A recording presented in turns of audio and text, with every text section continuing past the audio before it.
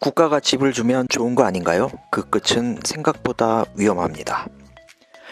안녕하세요, 월치부입니다. 오늘은 조금 민감한 이야기 하나 해보겠습니다. 요즘 많은 분들이 이런 생각을 합니다. 주택 문제는 이제 시장에 맡기면 안 된다. 국가가 직접 집을 공급해야 한다. 특히 전월세 문제 때문에 민간 임대 시장을 비판하는 목소리가 점점 커지고 있습니다. 그래서 어떤 주장까지 나오냐면 집은 개인이 소유하는 게 아니라 국가가 소유하고 국민에게 임대해야 한다는 이야기입니다. 얼핏 들으면 굉장히 합리적으로 보입니다. 하지만 여기에는 우리가 거의 생각해보지 않은 문제가 하나 있습니다. 집을 국가가 소유한다는 말은 결국 땅을 국가가 소유한다는 말입니다. 그리고 토지를 누가 갖고 있느냐는 단순히 부동산 문제가 아니라 자유의 문제입니다. 지금 우리는 자유라는 걸 너무 자연스럽게 누리고 있어서 그 가치가 얼마나 큰지 잘 느끼지 못합니다. 하지만 우리 역사에서 자유는 그냥 얻어진 게 아닙니다. 불과 80년 전만 해도 많은 사람들이 목숨을 걸고 싸워서 겨우 얻어낸 것이 바로 자유였습니다. 그런데 만약 국가가 토지와 주택을 대부분 소유하는 구조가 된다면 이 자유는 점점 줄어들 수밖에 없습니다. 왜냐하면 사람이 어디서 살고 어디서 일하고 어디로 이동하는지를 결국 집이 결정하기 때문입니다. 지금의 임대주택 제도를 한번 살펴보겠습니다. 임대주택에 살면 마음껏 소득을 늘리기 어렵습니다. 소득이 일정 수준을 넘으면 입주 자격이 사라지기 때문입니다. 그래서 어떤 사람들은 일을 더 할 수 있음에도 소득이 늘어날까봐 일을 줄이기도 합니다. 이건 굉장히 이상한 구조입니다.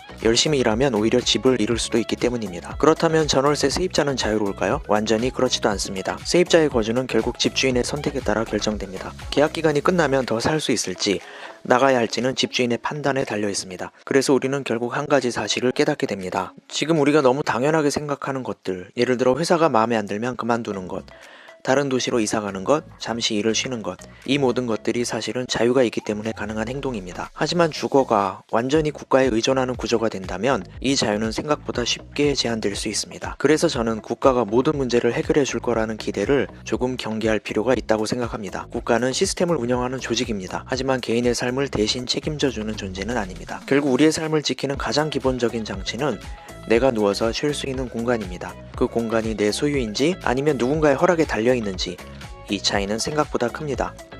그래서 저는 큰 집이 아니라도 좋다고 생각합니다. 하지만 가능하다면 내가 살 공간 하나 정도는 내 이름으로 남겨두는 것이 중요하다고 생각합니다. 지금 많은 사람들이 집값이 너무 비싸다고 말합니다.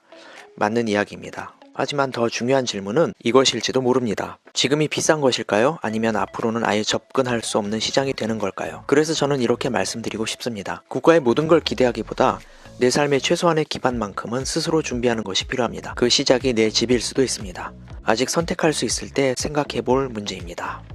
감사합니다. 월치부였어요.